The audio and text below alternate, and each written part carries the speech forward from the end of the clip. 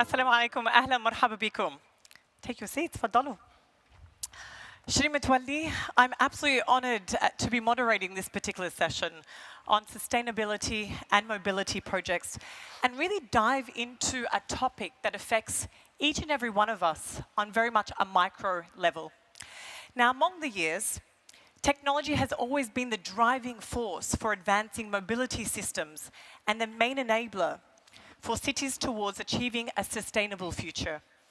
However, embracing disruptive mobility modes as part of an existing ecosystem has never been an easy journey. Today, we'll address some of the challenges in deploying future mobility across cities and the key lessons learned to overcome these challenges. We'll be discussing new trends of mobility, not just here in the region, but worldwide. Success stories from around the globe, sustainable mobility and key challenges, and lessons learned and the way forward for adopting future mobility. It is an absolute privilege that we have an excellent panel with us today, such high caliber. And let me introduce them to you. First and foremost, we have His Excellency Mattar Al Tayer, Director General, Chairman of the Board of Executive Directors for the Road and Transport Authority, as we know, RTA, and Commissioner General for Infrastructure, Urban Planning and Wellbeing Pillar.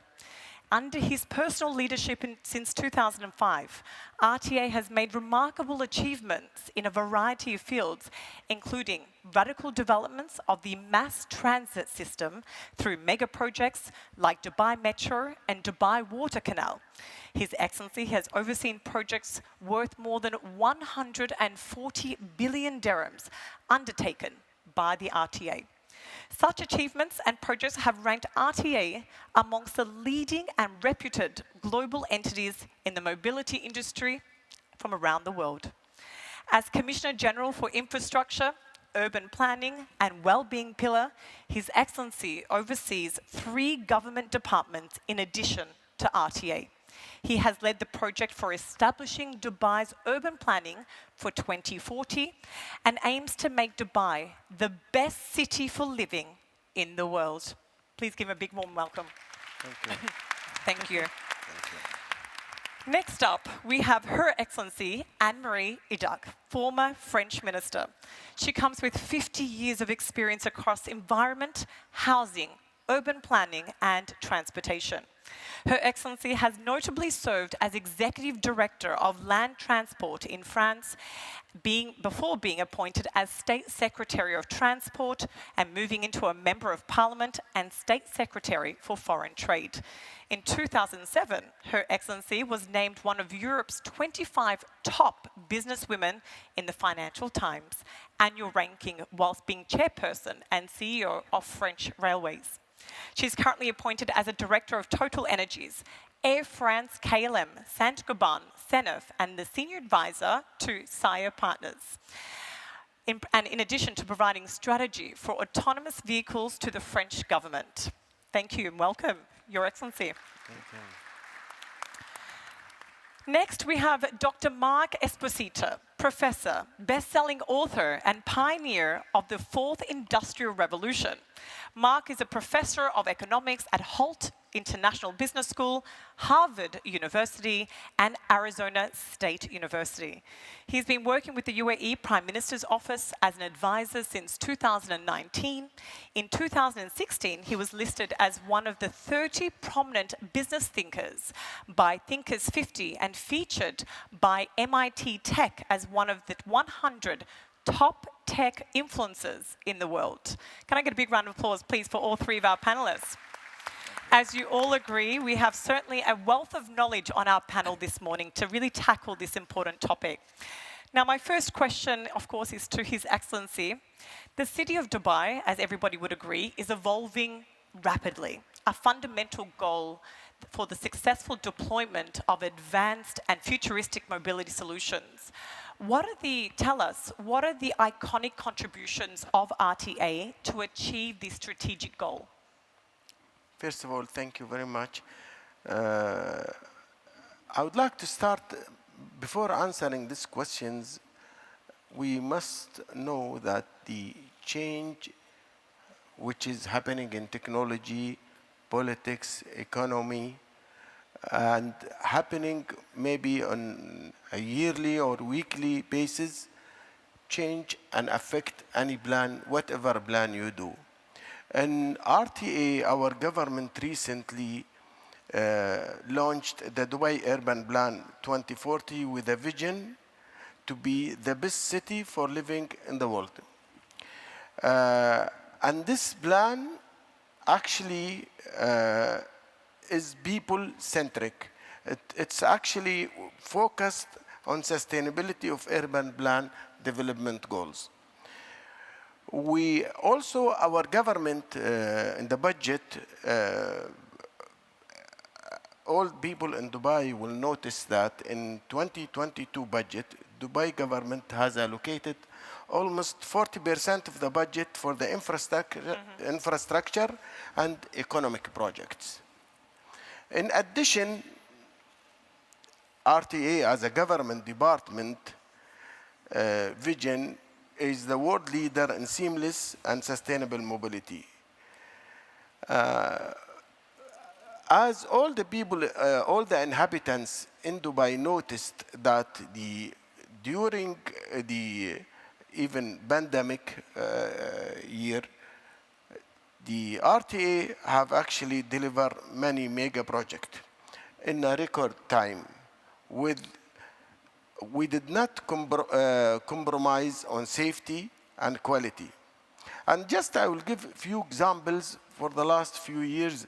I mean, Dubai Metro actually launched in 2009, and we delivered the project in 4 years. And normally, rail work take number of years, let's say 5 to 10 years. Any mega project you will do in rail work.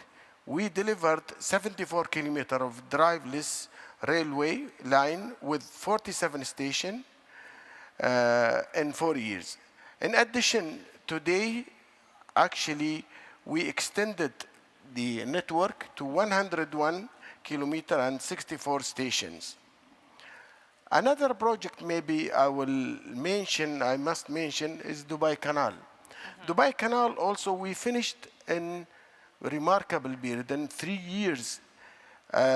This project actually, it provides 6 kilometers of waterfront, boosting the economy and tourism at the same time.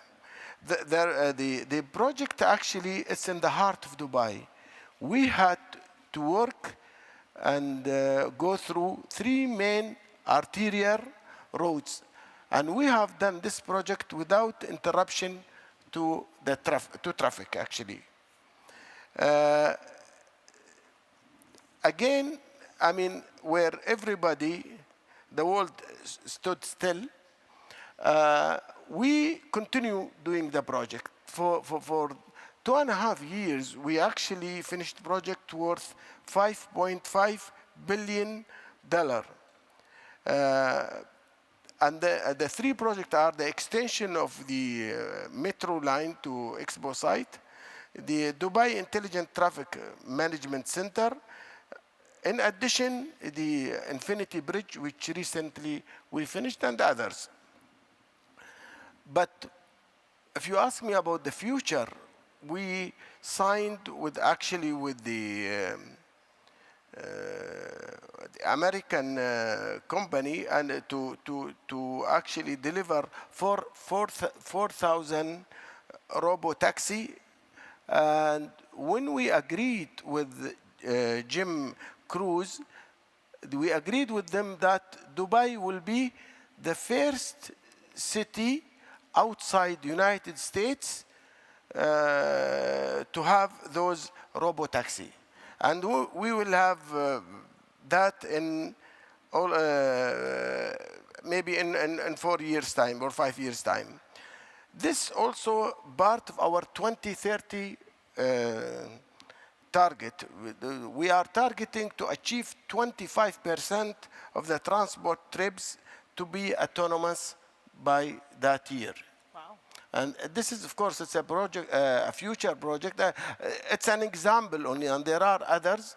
I don't have the time maybe to mention all of them, but this is one of the most important projects because it will touch the life of people here, and it will change the style of life for everybody, for the drivers, for the residents. It will affect everything, actually. And we have also to, at the same time, we have to do some legislation change. Perfect. I was actually registering my car just yesterday, and it was one of the most efficient systems, especially because I'm used to coming from abroad. So congratulations for doing that for us. And congratulations, I guess, for the future, 4,000 robo-taxis we're going to be looking forward over the next 4 years that's going to be implemented. So certainly very exciting times to come. Now, my next question is for Her Excellency Anne-Marie. Now, can you tell us and touch on what are the strategic directions when it comes to mobility from around the world? And in your opinion, who is paving and leading the way in this area? And if you can give us maybe why are they leading the way? Give us some examples. Well, thank you very much for your invitation. I'm very happy and honored to be there and to meet again His Excellency, who we have a long time professional relations. I will begin by a sort of science fiction question. Will mobility continue to be the driver of economy, of society, business, trade, tourism, and so on? And I give you an example about this a little bizarre question. What about e-commerce?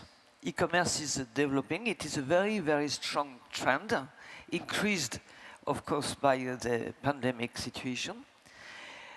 What will it do in terms of number of shoppers versus number of delivery people?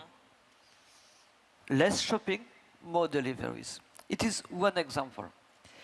And in many countries, especially in Europe, I must say, there are questions, sort of fundamental questions about what will be mobility versus protectionism, versus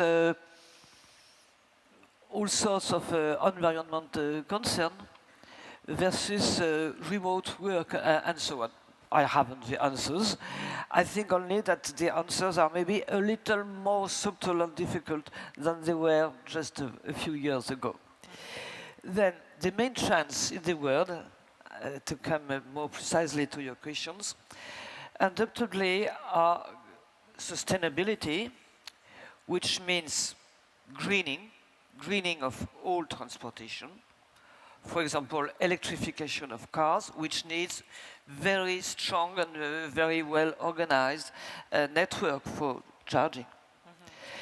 Then you have another type of greening, which is used more and more important, as His Excellency clearly explained, of public transportation, trams, metro, buses, and of car sharing, which is another way to have a better use of each vehicle. So greening and connecting. Connecting is very connected, if we can say so, to such innovation as car sharing, as car or bicycle hiring in free flow, as of course the security system, then the control command of all metros, and His Excellency knows very well the European and French expertise in this field. It's also very important to connect, one again, information and real life services. So there is really a sort of a need of integration between all sorts of services in real life, because in very many countries there is a separation between cars, authorities or actors, and public authorities for planning, urban planning, and for public services. So it's very important to integrate all these services in real life, and then to integrate them in a connected life, and especially in apps for the final client. The good countries, Yes. as His Excellency says, everything is changing very, very, very quickly. But let's say that this year, Finland, and especially the city of Helsinki, is a very good position for the two aspects I say, integration of all types of services on the real life and in the connected life. And they also begin to use robot taxi of the French technology Navia. Then I think really that France is in good position because we have important actors. I mean, on the public sector, as you said, I was the CEO of the French Railways and also of the Paris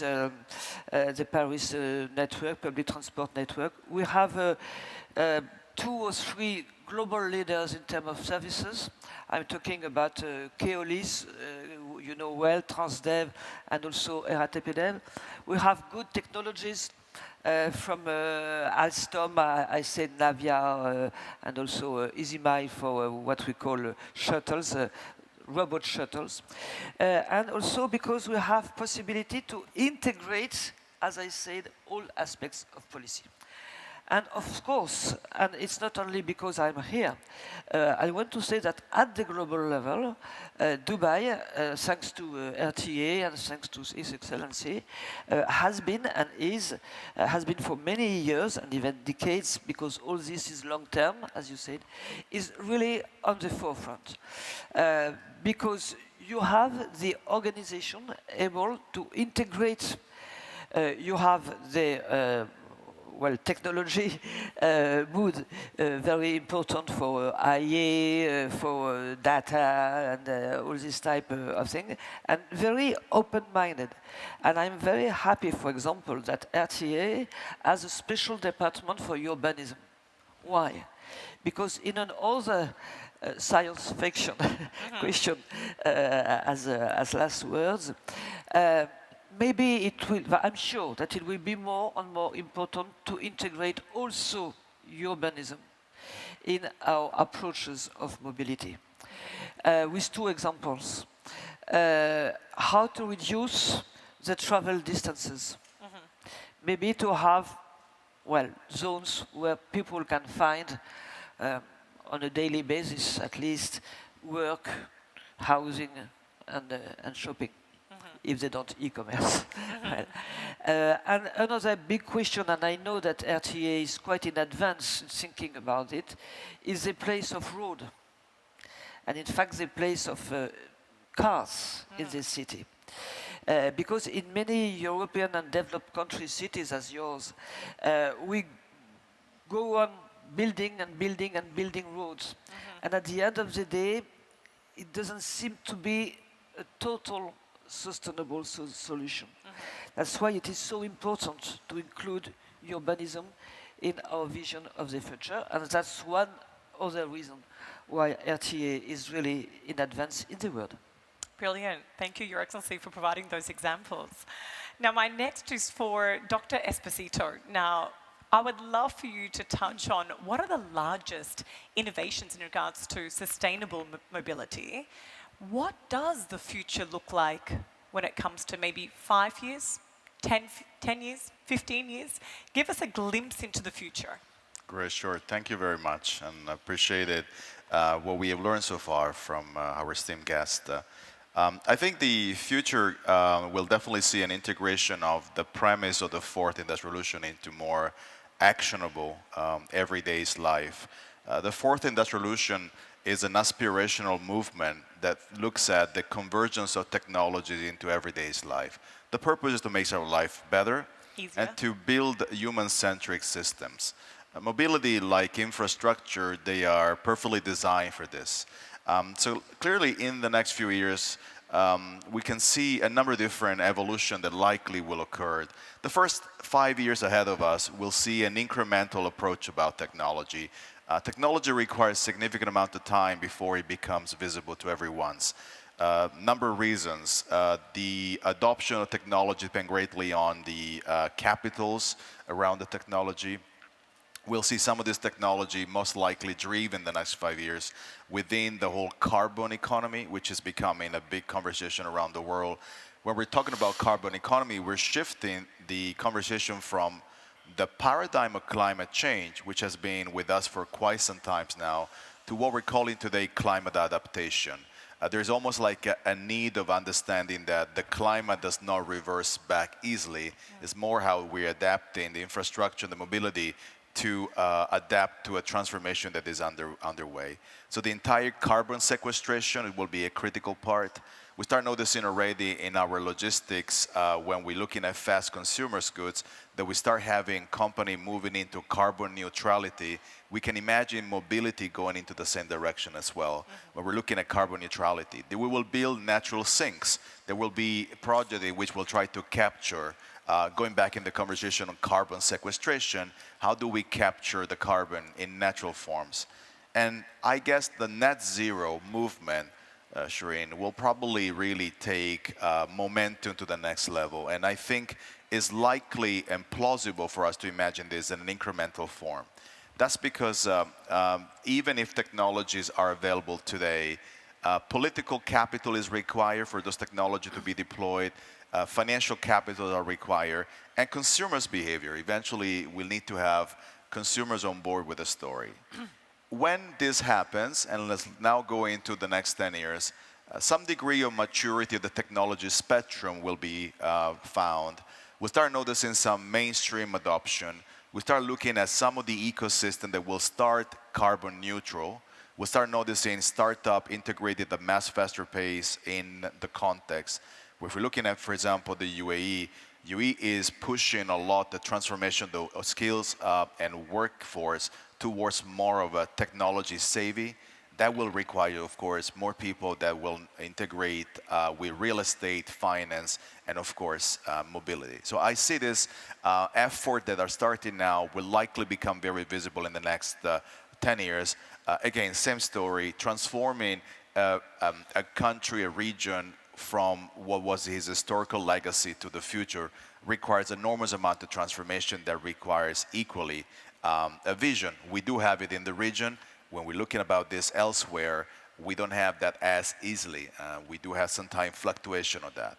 So I'm quite optimistic that mainstream adoption of sustainable technology applied to mobility and infrastructure, moving infrastructure into some degree of hybrid in which the physical asset will be integrated through digital technology will actually happen. That it also means that our effort in repurposing real estate, which is kind of a supporting factor in mobility, will also see what will work look like when now commercial properties will not mean the same as they used to mean a few years back. And where do I see us in 15 years? So I think the fundamental changes will transform industries. I also have to say geopolitically, the vision of China's Belt and Road Initiative will become visible much more. No country is undertaking the same amount of infrastructural effort as China has been doing. There are definitely interests in the country doing that, but who can stop the, to some extent, largest experiment in modern history in terms of the amount of resources that China is trying to put into mobility and trade. Trade will become fundamentally digital trade because this is a new form for us to think about redistribution. Supply chains will be strongly re-influenced by the role of China, the infrastructure. And I really think that energy will fundamentally start becoming much more of a portfolio rather than dependency on gas and petrochemicals. Because we all seeing that energy companies are pushed to transform. We see that governments are pushing agenda to transform. In this same country, we are clear that we will not continue to trade oil and gas after 2050. So we clearly have a push to transform our energy. So I do see with a lot of optimism the future ahead of us, even if it will not be a linear distribution, because as we know, the future is not evenly distributed. Some great points shared, Doctor. Thank you again. Now, Your Excellency, you mentioned earlier RTA has built mega mobility infrastructure. How did you personally meet the city's rapid growth while maintaining sustainable objectives? Yeah. Before I start answering these questions, this remind me when Sheikh Mohammed, the Deputy President, Prime Minister and ruler of Dubai, has issued a decree and established the RTA in 2005. I remember the first 2 months he came to the RTA and he asked about the plan and the budget. And I remember at that time when during the discussion, that he asked the question when we can solve this traffic congestion, and how much it will cost. And I said at that time it will cost, we should start with $25 billion. And when I told him the budget, and he said, this is a budget of a government almost. This is too much. And there was a technical discussion between us and with some advisors. And I told him, if we don't spend, you already established the authority. You will lose this money in 10, 15 years. So it's better to invest now. And he gave me the decision in the same meeting. So now in the last 15 years, we have a transport, because if you don't have a proper infrastructure, you will have no economy, no tourism, and no quality of life. It's the backbone. Yeah. So in the last 15 years, we have built transportation and road strategic projects at a value of $40 billion. At the same time, we became more sustainable, and the public transport share jumped from 6% over 18%. In addition, we increased the trip share of public transportation, mobility, and walking from 30% in 2020 to over 43% in 2030. Wow. So also the 2040 urban plan also support this. 80% of the people will be within 20 minutes by walking and cycling. And this is what has been already approved by the government. In addition, just to give a small case study, for the metro, for example, from 2009 to 2020, we removed around 1 billion car trips from the road network. We reduced the CO2 emission by around 2.6 million tons. We achieved a total benefits of $31 billion. In addition, we are introducing all the different mode of transport within our network. But of course, we have to deal with the legislation and the infrastructure and others. We are introducing the e-hailing, bike sharing, car sharing, bus on demand, and all this will be within our plan for the coming years. Yeah. We also increased the number of bridges for pedestrian 5 times from 2006 to 2020. And finally, also, when I start talking about transportation, we talk about technology. Also, we have the NOL card system. Now, our NOL card system, in addition of it used as a paying mode, it's also you can use it in 12,000 retail outlets, public parks, and museums.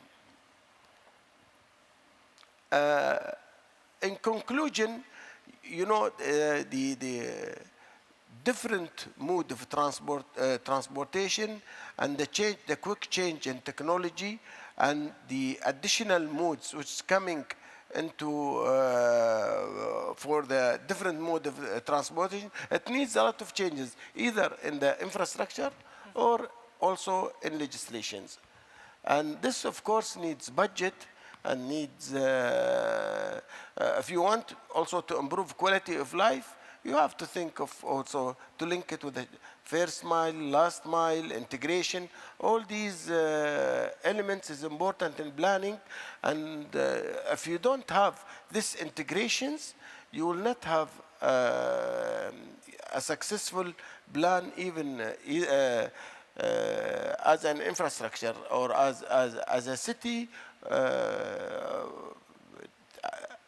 As a city, if you want it for commercial or for tourism, you have to have the basic. And for me, transportation and infrastructure and roads are the basic and backbone for any economical business. Absolutely, 100%. Some important points raised. Now, Dr. Esposito, I've got one for you. On the same topic of balancing mobility and sustainability, how can excellent management practices provide a balance, between mobility and environmental sustainability? So we could take this question under so many different angles. The one that I would like to share with you is the one that I mentioned briefly before about energy. One of the things that caught my attention recently is who is currently in the world buying green energy. And the answer is the top 3 buyers are Amazon, Facebook, and Microsoft. Now, the first energy company that is on the list is Total, which happens to be number 4. But after that, we will see McDonald's, we'll see Verizon, Walmart. So there's a clear change of the idea of green energy and who is currently investing into that. At the moment, this company are buying green energy for self-directed needs to become more energy sufficient. It won't take long before they realize that if they do that, they could become a platform, they could become a grid, they could become energy as a service. And if that happens, the economics will change. For most of our modern history, we tend to collect energy from the producer countries and we distribute energy around the world. The process is very simple. No matter whether we're looking at the extraction or at the country level, we centralize and then we distribute. Models like the one we see now, pioneered by technology companies, will likely looking at the concept of decentralized energy. Now, it seems a bit stretch as an idea, but when I talk about what, for example, in the DIFC here in Dubai, the Dubai Financial Center, we started to notice is that more startups have been working in blockchain and some form of distributed ledger. They led to the creation of something called decentralized finance. We call it these days as DeFi. We're not far from thinking about decentralized energy. It's the same process that is happening more and more. When that happens, the idea of mobility with decentralized energy will change, of course, the sustainability conversation. So I see this, again, like in the previous conversation, very positive. I do worry about the concentration of energy power in the hands of a different set of players. So this is why the governance of technology becomes a critical conversation to engage and work with them. Some really good points raised. Now, Your Excellency, Anne-Marie, now we're talking a lot of positives here, but I want to start touching on some challenges. What are the leadership challenges of mobility as a service, and how can project management overcome those challenges? What is especially interesting in this conversation is that we all use words such as convergence, such as integration. We could say also transversality, and all these type of things which open the landscape and the thoughts about mobility. We could think mobility was a matter of vehicles and good technology for vehicles, including up to autonomous or automated driven vehicles. But it's not enough. It's also about huge amounts of investment, as His Excellency said. But these huge amounts are also in relation with political or institutional organization and power to find the money and to be able to implement the infrastructure plans. It has to go, of course, with the consumer behaviors. So it is a very large, and with energy. Yeah. At the end of the day, maybe the most important challenges now are about energy, on a multi-energy vision. Of course, more and more electricity, but where will come this electricity? And also human energy, who is bicycling and walking.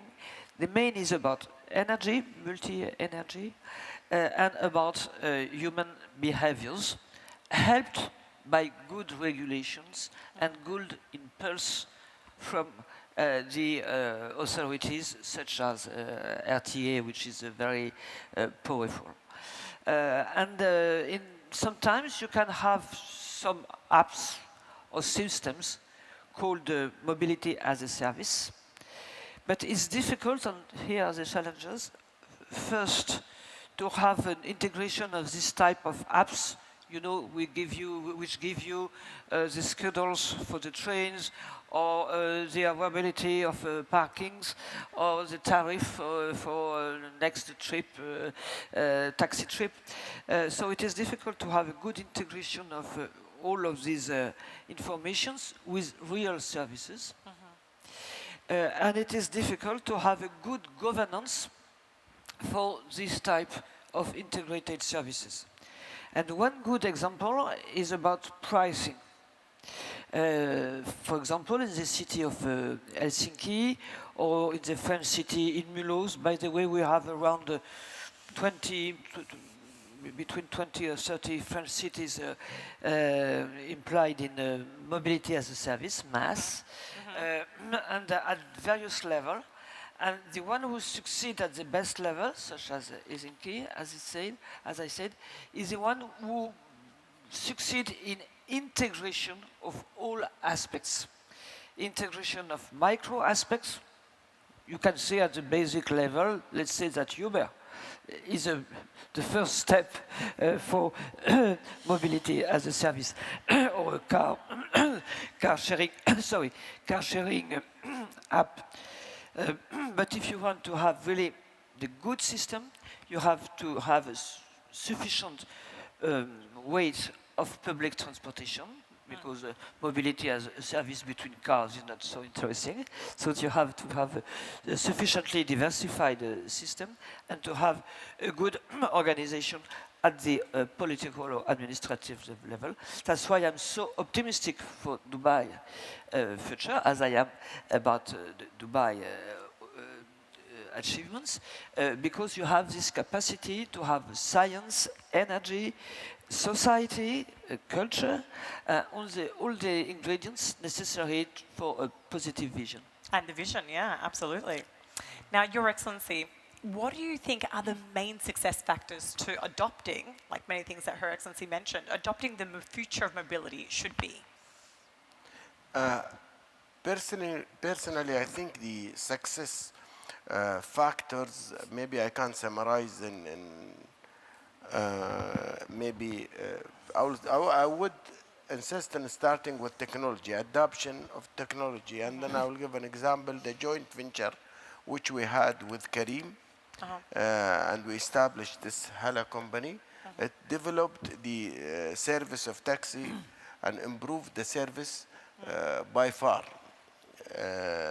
The second point is regarding legislation. Again, this is very important, and we have to have the flexibility in legislations, because every 2 months, every 3 months, we are getting a new mode of transportation, and this legislations, because most of them work within the road corridor.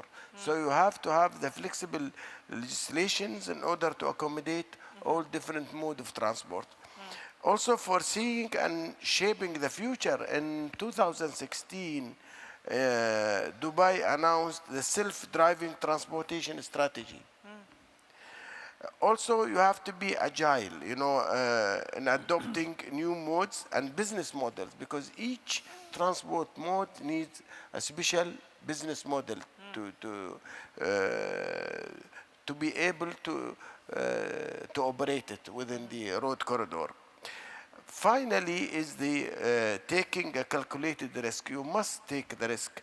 And for example, in 2017, we demonstrated the aerial taxi concept, and we tried in the desert for some months, and with the Chinese company, with other companies, we succeeded with some, and we actually failed with others. So you have to have the courage to do this risk. Absolutely. Yeah.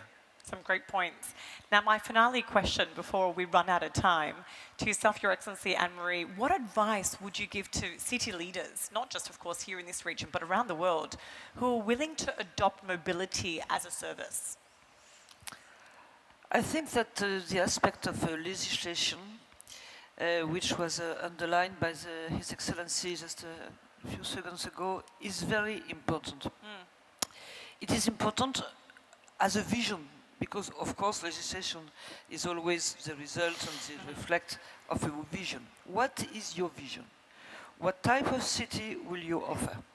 It is the case, for example, also in Singapore. Singapore is a very special case because it is high level of density, but it is very, very interesting because they have a vision, political vision, with the city of 20 minutes and the same type of approach you have, as you say, Your Excellency, a vision and then legislation. This is the political aspect in order to move everybody, all economic actors and also citizens, in the same direction. And legislation are also very useful to cope with certain difficulties. For example, I am charged for the French government of the autonomous vehicles strategy. And we passed several legislations about data. Because it is necessary to have a sort of architecture designed at the adequate level to say which data should and can be shared by who, to whom, and which type of economic model for the data. It's the legislation you need. So at the end of the day, when you are talking of energy, dollars, and behaviors, you are talking of leadership. Yeah. So I think that it is very interesting in the future of mobility is that you have to work on the very practical day-to-day behaviors of so many actors, individuals, car drivers, builders of all sorts, and also with a very long term on the basis of a vision and of lots of dollars to be implemented to serve this vision. And you have all of that. Some great advice. Dr. Esposito, what do you think? What's your advice? So I will break my advice into two, and I'll make it as some bites. The first one is really the promise on the circular economy at the level of the assets. We see this pioneer a lot in Europe, how circular economy is moving the rethinking of ownership across the value chain. And I think a combination between smart city and circular cities, I think is really the future. And I know that this is already happening, but it has to happen more. The second advice is when a city is investing in technologies like artificial intelligence in which data is collected, we can learn through predictive modeling, what's the behavior as we constantly change, and design policy options that will help us understand better mobility as we experience it. I think these are the two advice that I would give, which are also happening. It's just we need to take it to the next level of evolution. Thank you. Thank you for those notes. And Your Excellency, what would be your advice for maybe other city leaders? Personally, I think there are 4 advices. The first advice, which is I think is very important and must, engaging the customer to capture their requirements and their expectations. Because all the service which you are offering is for customers. It's for them. And yeah, this is basic. And the second thing is benchmarking. We have to do the benchmarking with the best cities. So the city leaders must do benchmarking. They must exchange experience. They must also not just by email. They must go and see their experience and evaluate. So benchmarking is very important because every city, every country, they have their own budget, they have their different people. Like Dubai, we have 200 nationality. We have to consider also a city like Singapore, Hong Kong, when we do benchmarking. The third one, select the right business model for the city.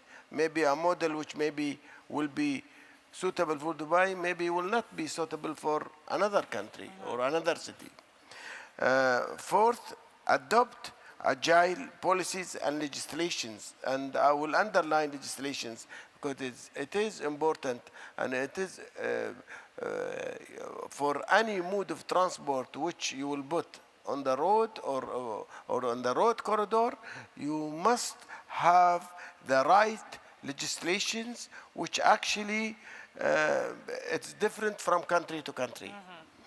Last but not least, we have to, I will strongly and advise that the budget has to be actually optimized, and we have to see what we need, and we have actually make sure that we put the right amount of money to get the best and to actually introduce the people the quality of life which they deserve. Fantastic points shared. Honestly, some awesome insights. Thank you so much for each of our panelists. His Excellency Al Tayer, Her Excellency Anne-Marie, and Dr. Esposito. Can I get a big round of applause, please? That's all the time that we have. Honestly, some incredible panelists. And thank you for sharing your wealth of knowledge and your insights and your contribution, especially your time, knowing that you're incredibly busy. Thank you all. We hope that this has been so insightful for you and given you a bit of a glimpse into sustainability and mobility projects in the future. Thank you again, and until next time, I'm Shireen Twali.